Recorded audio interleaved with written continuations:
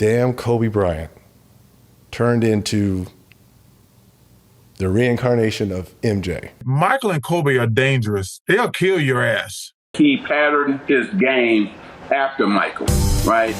He's the closest thing. Kobe is the closest thing to Michael that we've seen. Michael Jordan, Kobe Bryant. Two names that define greatness, not just in basketball, but in the culture of the game itself. And while the debate over the greatest of all time will never fully end, there's one thing most legends agree on. Kobe Bryant was the closest thing the world has ever seen to Michael Jordan. From his relentless work ethic to his killer instincts, Kobe didn't just admire Jordan. He studied him, mirrored him, and in many ways became a reflection of MJ on the court. But it wasn't just about the moves, the fadeaways, or the clutch shots. It was about mentality, the fire, the obsession with being better than everyone else. Kobe carried that same unwavering confidence, that same "I don't care who you are, I'm going to win" attitude that defined Jordan's era. In this video, we're taking you inside the minds of the game's greatest legends. They'll share personal stories, behind-the-scenes anecdotes, and rare insights into what it was like to witness Kobe's rise firsthand. From battles in the playoffs to locker room moments that few have seen. You'll hear why the people who knew him best didn't just respect him. They feared and admired him in ways only Michael Jordan was ever feared and admired. Get ready to hear NBA legends reveal exactly why Kobe Bryant wasn't just a great player, he was the closest thing to Michael Jordan the league has ever produced. Reggie Miller always felt like Kobe Bryant was the closest thing to a reincarnation of Michael Jordan he had ever faced. Watching him grow on the court, it was clear that Kobe wasn't just mimicking moves. He was studying the game, analyzing opponents, and using every lesson to his advantage. One playoff game still stands out in Reggie's mind. 3 years earlier, he had shown a young Kobe a subtle step-back move, something designed for isolation plays. At the time, it was just a teaching moment, nothing more. But in that crucial playoff matchup, Kobe pulled the move out at the perfect moment. Fast forward to the finals, Shaq goes down, game 4, Shaq fouls out.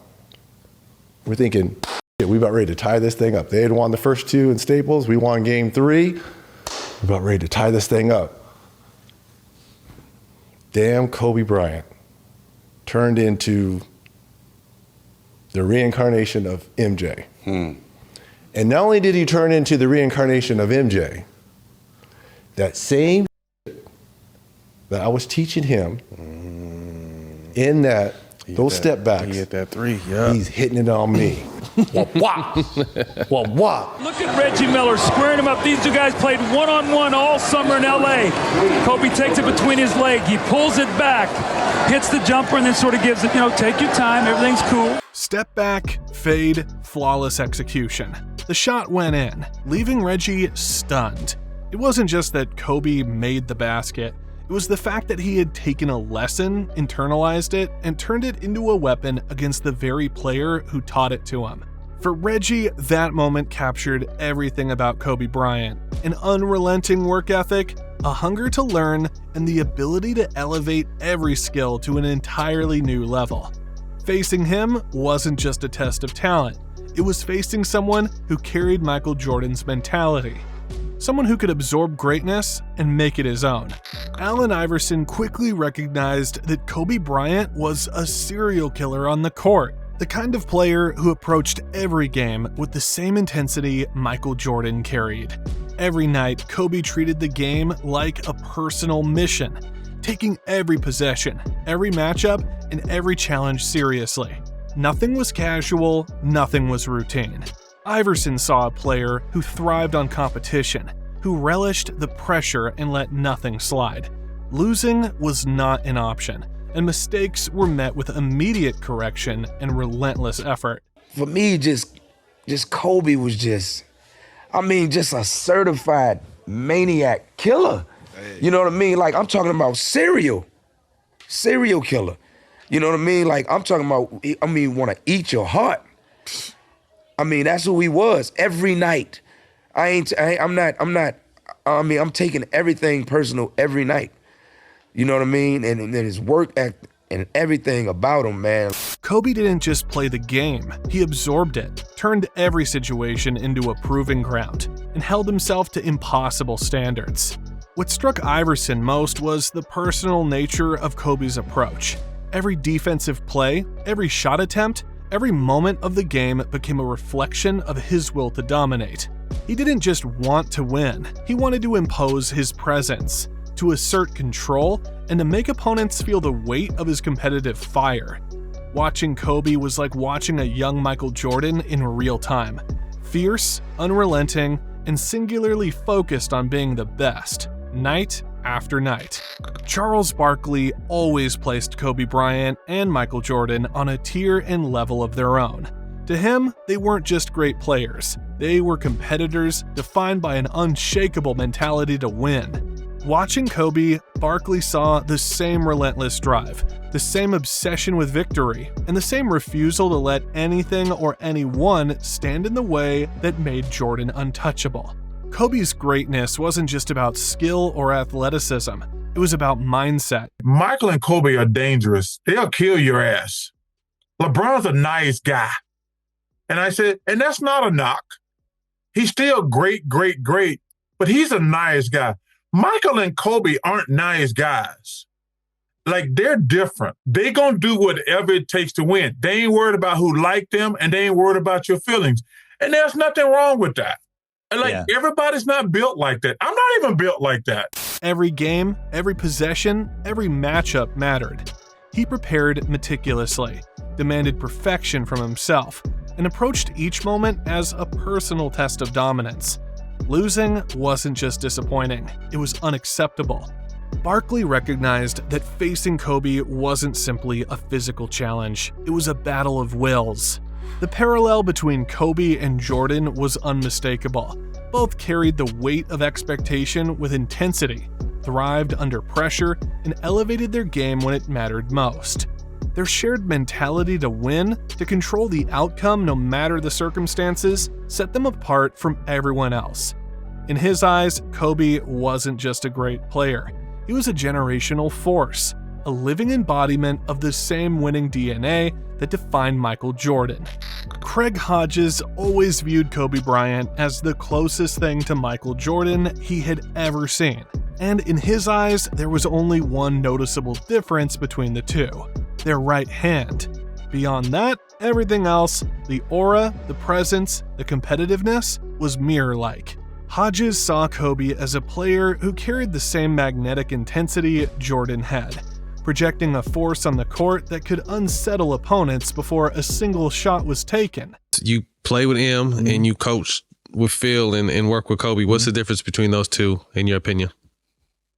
Right hand. Why? Because what Kobe would be going to the line to shoot 2, MJ was going to shoot and 1. Mm-hmm. So a lot of them knocks that Kobe had to shoot with 2 hands, when that knock would happen, MJ put that bad boy over here. You know what I'm saying? Oh, that's the difference, huh? Okay. Over there. Okay. I didn't hear that. That's crazy. That to me is the only difference is that gripper. What set both players apart wasn't just their skill, it was the aura they brought into every game. Every move, every glance, every possession carried weight. Opponents felt it instantly. Kobe, like Jordan, demanded respect and attention just by being on the floor. Hodges noticed that this presence alone could shift momentum, intimidate competitors, and elevate teammates, creating a sense that the game's outcome wasn't just influenced by skill, but by the sheer force of his will. In Hodges' eyes, Kobe didn't just emulate Jordan, he became him in spirit. From court presence to ferocity to that unspoken dominance, the only subtle difference was the mechanics of his right hand. Everything else, the aura, the intensity, the magnetic pull, was pure Michael Jordan reborn in Kobe Bryant. John Salley has always loved Michael Jordan, revering the way he dominated the game. But when he watched Kobe Bryant at 27, he saw something entirely different. A player who had transformed into a beast in his own right. By that age, Kobe wasn't just mimicking greatness. He had forged his own identity, blending skill, ferocity, and basketball IQ into a combination that demanded recognition on its own terms. Sally noticed that Kobe's evolution wasn't just physical, it was mental and emotional. He attacked every possession with relentless intensity, raising the level of those around him while making opponents question their own abilities. For all these years, I wasn't saying it like Jalen said because I hate the Bulls. I love the Bulls. I love Michael Jordan, one of my favorites. But this kid, Kobe Bryant, and Michael, I said at 27, I don't know, man. 27, Kobe was a different beast. There was a confidence, almost a fearlessness, that set Kobe apart, something that even Jordan at that age hadn't fully displayed. Kobe's game carried a modern edge, a mix of precision and flair that made him unpredictable and unstoppable.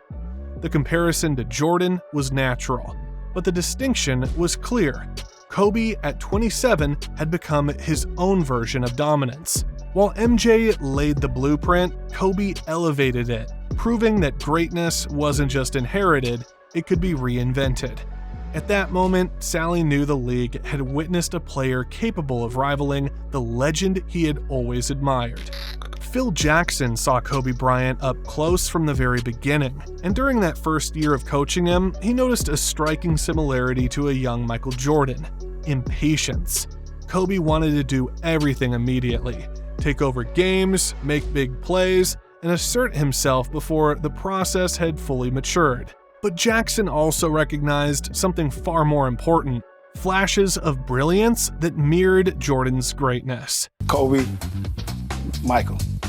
Well, this is an interesting situation because about 2000, I had the team, was still probably 99 when I'm coaching the Lakers.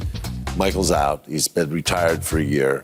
And he comes to a ball game, and I said, let's meet in, chairman's room after the game. I want you to talk to Kobe a little bit. He tends to take over a game, at a certain time in the game. And I think that, if you convince him to just wait, just be patient, allow the game to kind of come to him when it's necessary for him to do some things, because the team kind of loses their offensive direction.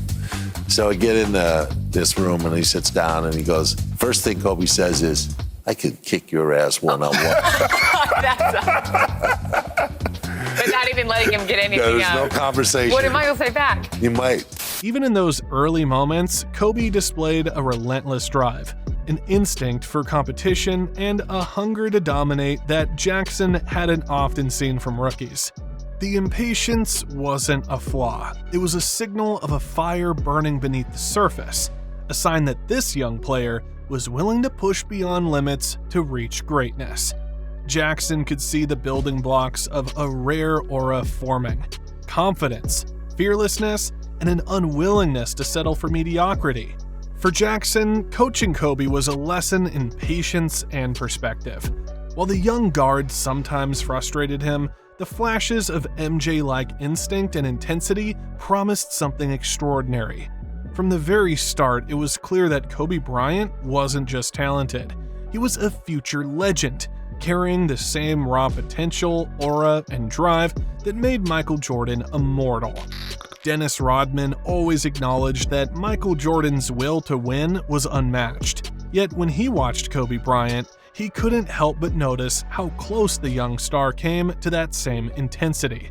To Rodman, the main difference between the two wasn't in their mindset or competitive fire, it was in their movement. Jordan's game was precise, almost surgical, while Kobe moved with a fluidity and grace that gave him a unique rhythm on the court. Well, you can say they're similar, but I think Michael was more driven to win. Driven to win. He didn't believe me. He hated the fact that if we're gonna win. But Kobe became like that. Kobe started to emulate his game like Michael and stuff like that. I think Kobe was more, you could say, more like a gymnast, when he played. And Michael's more like grandmaster golf. Rodman saw Kobe's body translate skill into effortless motion. Every cut, every step back, every drive seemed natural yet calculated, a dance that masked the intensity of his intent. That fluidity allowed Kobe to create space and opportunities in ways that mirrored Jordan's dominance, but with a smoother, more polished execution. While Jordan's aura and will to win remained slightly superior in Rodman's eyes, Kobe's combination of killer instinct and fluid moves made him a player who could rival the legend. It wasn't just about scoring or finishing plays, it was the way Kobe inhabited the court, moving with both power and elegance, projecting an aura of dominance that reminded Rodman of MJ while carving out his own identity. Magic Johnson didn't hesitate when it came to Kobe Bryant. He believed Kobe perfectly emulated Michael Jordan. Every move, every mindset, every competitive instinct mirrored what made Jordan legendary. Watching Kobe, Magic could see a player who studied the game, absorbed lessons, and applied them with precision, creating a version of Jordan for a new era. Kobe admired, respected Michael Jordan in such a way that he patterned his game after Michael, right?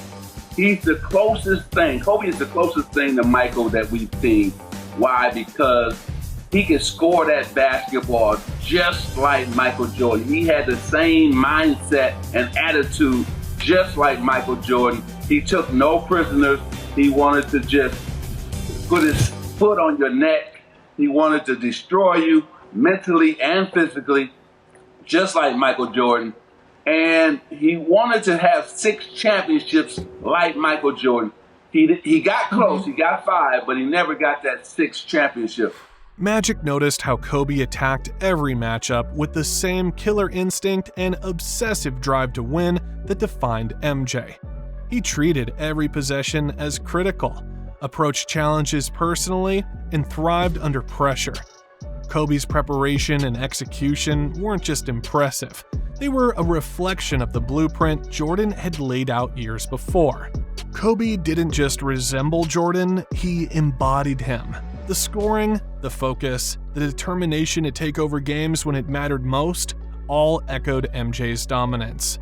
At the highest levels of competition, Kobe executed like Jordan, leaving no doubt that he had mastered not only the skills, but the mentality of the greatest player in history. In Magic's eyes, Kobe was the closest thing the league had ever seen to Michael Jordan, a near-perfect emulation of greatness. When it came to the man himself, Kobe Bryant had a perspective few could match.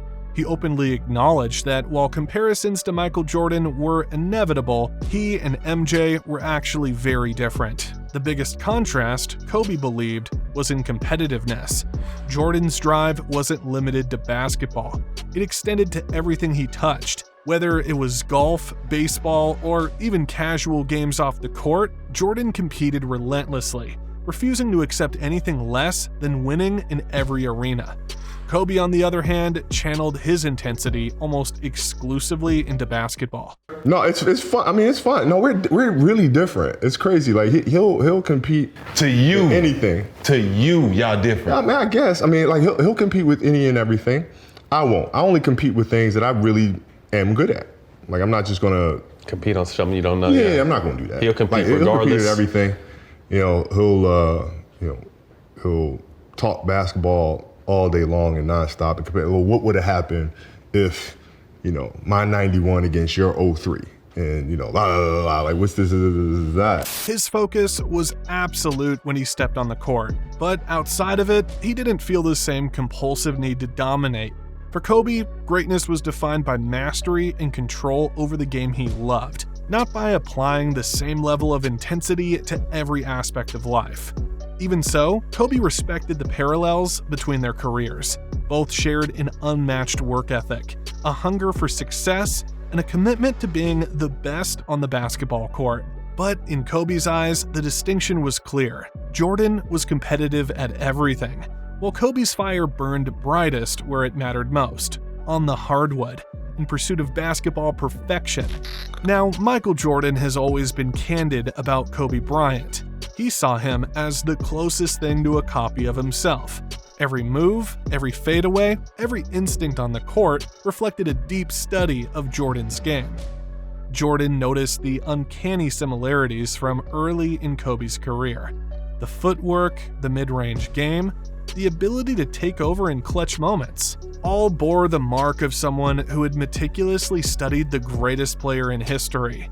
Kobe didn't just mimic moves, he internalized Jordan's approach to preparation, focus, and competitive intensity. If I was in my prime, who would I want to play one-on-one with? That list is very long. I start off with Jerry West, Elgin Baylor, Kobe Bryant in his prime, LeBron in his prime, D-Wade in his prime, Melo. That's a good start. Yeah. I don't think I lose. Other than Kobe Bryant because he steals all my moves. Yet Jordan also believed in the playful rivalry that often comes with greatness. While he respected Kobe's talent, he was confident that in a one-on-one matchup, both in their primes, he would come out on top. In MJ's eyes, Kobe was the ultimate student of his legacy, a mirror reflecting his style, but still leaving room for the original to prove who was the best.